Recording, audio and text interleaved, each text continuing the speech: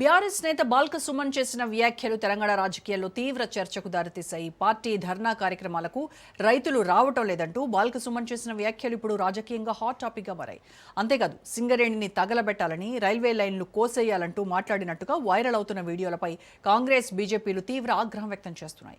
ఈ వ్యాఖ్యలపై కేసులు కూడా నమోదయ్యాయి. బాల్క సుమన్ను వెంటనే పార్టీ నుంచి సస్పెండ్ చేయాలని కాంగ్రెస్, బీజేపీ నేతలు డిమాండ్ చేస్తున్నారు. ప్రజలను రెచ్చగొట్టేలా మాట్లాడటం బాధ్యతారాహిత్యమని విమర్శిస్తున్నారు. అయితే తన వ్యాఖ్యలను కావాలనే మార్ఫింగ్ చేశారని బాల్క సుమన్ ఆరోపిస్తున్నారు. అసలు విషయాలను వక్రీకరించి రాజకీయంగా టార్గెట్ చేస్తున్నారని చెబుతున్నారు. దీంతో ఈ వ్యవహారం ఇప్పుడు తెలంగాణ రాజకీయాల్లో పెద్ద దుమారంగా మారింది.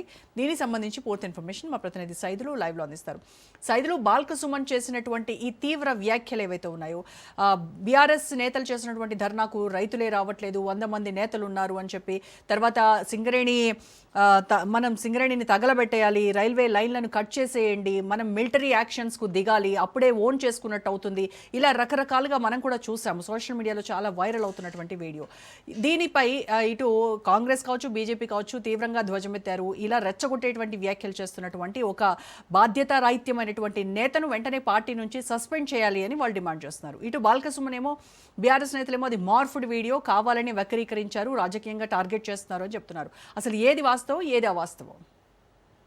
ఎస్ రోజా, నిన్న తెలంగాణ భవన్లో సింగరేణి కార్మికుల సమావేశం జరిగింది. ఈ సమావేశానికి మాజీ ఎంపీ బాల్క సుమన్ హాజరయ్యారు. అయితే ఈ సమావేశాన్ని ఉద్దేశించి ఆయన మాట్లాడుతూ కొన్ని కీలక వ్యాఖ్యలు చేశారు. అయితే ఈ మధ్యకాలంలో బీఆర్ఎస్ పార్టీ ఏదైనా నిరసన కార్యక్రమం చేపట్టినప్పుడు రైతులు కనిపించడం లేదు, బీఆర్ఎస్ పార్టీ నాయకులు, కార్యకర్తలు, శ్రేణులు మాత్రమే కనిపిస్తున్నారని కూడా ఆయన వ్యాఖ్యానించారు. ఒకరిద్దరు మాత్రమే రైతులు ఉంటున్నారు. సో అట్లనే సింగరేణి ఏదైనా నిరసన కార్యక్రమం చేపట్టాలంటే నామమాత్రపు నిరసన కార్యక్రమాలు చేపట్టడం కాదు, నిరసన కార్యక్రమం చేపట్టాలంటే మాత్రం నేరుగా సింగరేణి కార్యాలయాలపైన దాడులు చేయాలి. అదేవిధంగా ఈ మధ్యకాలంలో మనం చూసాము, ఎక్కడ చూసినా కూడా నిరసన కార్యక్రమాలు ఏరే రాష్ట్రాల్లో చూస్తే చాలా ఘోరంగా జరుగుతున్నాయి. సో అట్లనే తెలంగాణలో కూడా నిరసన కార్యక్రమాలు చేస్తే చాలా గట్టిగానే చేయాలి, అవసరమైతే తగలబెట్టాలి ప్రభుత్వ కార్యాలయాలని, అదేవిధంగా రైల్వే ట్రాకులను ఎక్కడికక్కడ కోసివేయాలని చెప్పేసి కూడా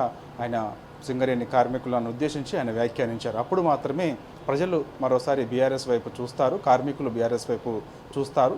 లేదంటే ఏదో నామమాత్రపు నిరసన కార్యక్రమాలు చేపడితే ప్రజలు ఎవరు కూడా బీఆర్ఎస్ వైపు చూసే పరిస్థితి లేదని చెప్పేసి కూడా ఆయన వ్యాఖ్యానించారు. ఆయన చేసినటువంటి వ్యాఖ్యలు పెద్ద దుమారాన్ని రేపాయి, పార్టీ కాదు, సో రాష్ట్రంలోని పెద్ద దుమారాన్ని లేపాయి.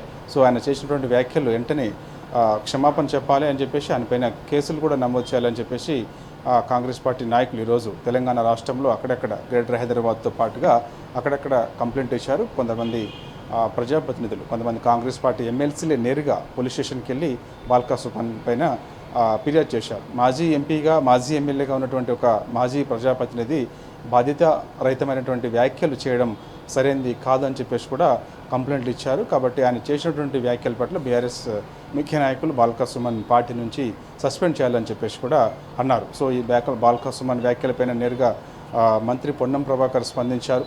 సో తీవ్రంగా ఖండించారు, ఆయన్ని పార్టీ నుంచి సస్పెండ్ చేయాలన్నారు. కేంద్ర హోంశాఖ సహాయ మంత్రి బండి సంజయ్ బాల్క సుమన్ వ్యాఖ్యలపైన స్పందించారు.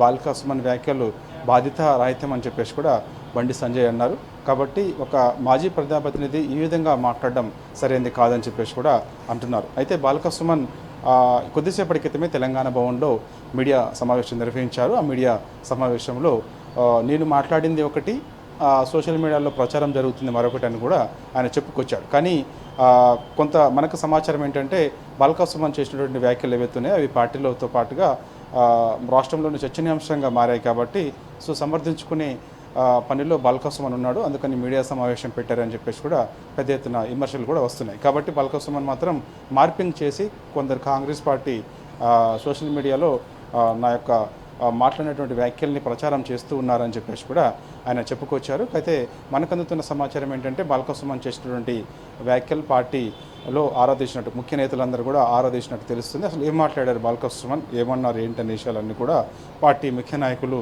తెలుసుకున్నట్టుగా కూడా తెలుస్తుంది. కాబట్టి దానిపైన ఎవరిని కూడా అడుగుతారని చెప్పేసి కూడా మనకైతే సమాచారం అందుతుంది. మరి ప్రస్తుతం రాజుతో బాల్క సుమన్ మాట్లాడారు కొద్దిసేపటి క్రితమే.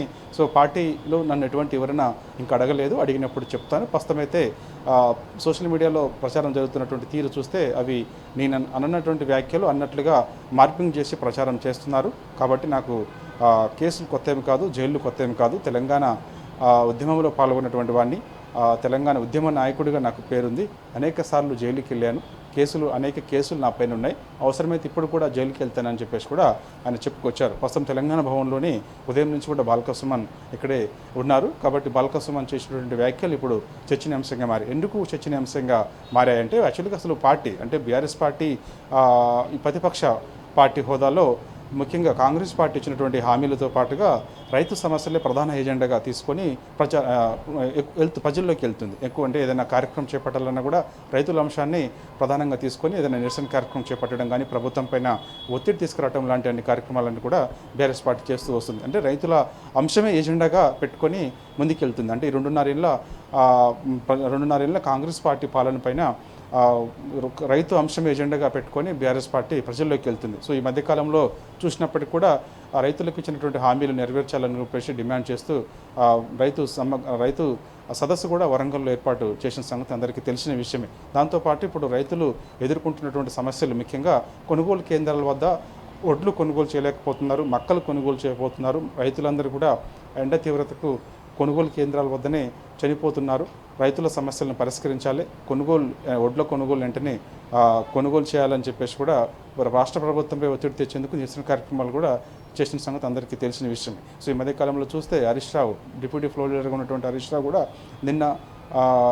మొన్న ఈరోజు కూడా ఉటావుటిని ఆయన కొనుగోలు కేంద్రాల వద్ద పరిస్థితి ఏ విధంగా ఉంది, అసలు కొనుగోలు చేస్తున్నారా లేదా అని కూడా చూస్తూ ఉన్నారు. అంటే ఇలాంటి సమయంలో రైతుల ఎజెండా అంశంగా తీసుకున్నటువంటి బీఆర్ఎస్ పార్టీ అసలు రైతుల అంశాన్ని ఎజెండాగా తీసుకొని ముందుకెళ్తున్నటువంటి బీఆర్ఎస్ పార్టీ ఇప్పుడు బీఆర్ఎస్ పార్టీ ఏదైనా నిరసన కార్యక్రమం తీసుకున్నప్పుడు అసలు రైతులే రావడం లేదని స్వయంగా పార్టీలో ఉన్నటువంటి కాంగ్రెస్ వాళ్ళు కూడా అదే విమర్శిస్తూ ఉన్నారు. అంటే అసలు అక్కడ అలాంటి సిచ్యువేషన్ లేదు, రైతులంతా సాఫీగా జరుగుతోంది, ఈ ధాన్యం కొనుగోలు ప్రక్రియ అంతా కూడా సజావుగా సాగుతుంటే కావాలని ప్రభుత్వంపై బురద జల్లేటువంటి దీనిలో భాగంగానే బీఆర్ఎస్ ఇలాంటి డ్రామాలు ఆడుతోంది. అక్కడ కొంతమందిని తీసుకొని వెళ్ళి వీళ్ళు కన్నీరు కారుస్తూ వాళ్ళని కన్నీరు కార్చేలాగా ఈ ప్రొజెక్ట్ చేస్తూ జనాల్లోకి తీసుకొచ్చేటువంటి ప్రయత్నాలు చేస్తూ ఉన్నారు. కానీ అక్కడ అలాంటిది లేదు అని వాళ్ళు తీవ్రంగా విమర్శిస్తుంటే, ఒక పక్క సొంత పార్టీ లీడర్ అయినటువంటి బాల్క సుమన్ లాంటి వాళ్ళు బీఆర్ఎస్ చేసినటువంటి ధర్నాలకు అసలు రైతులే రావట్లేదు, అక్కడ నలుగురుంటే మన సంఖ్య ఎక్కువగా ఉంది, నేతలు ఎక్కువగా పాల్గొంటున్నారు అని చెప్పడం మరి వాళ్ళకి ఇంకా ఊతం ఇచ్చినట్టు అవదా?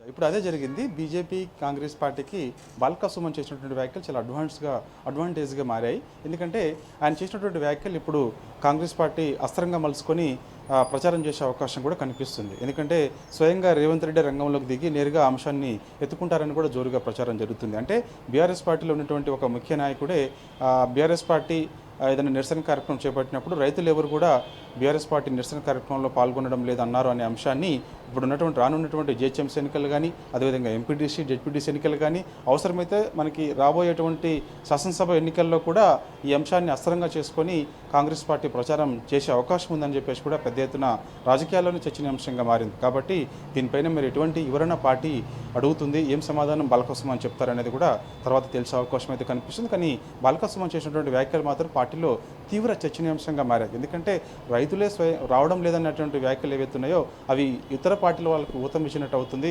వారు నేరుగా మళ్ళీ బీఆర్ఎస్ పార్టీ పైన విమర్శలు చేసే అవకాశం అయితే ఉంటుంది.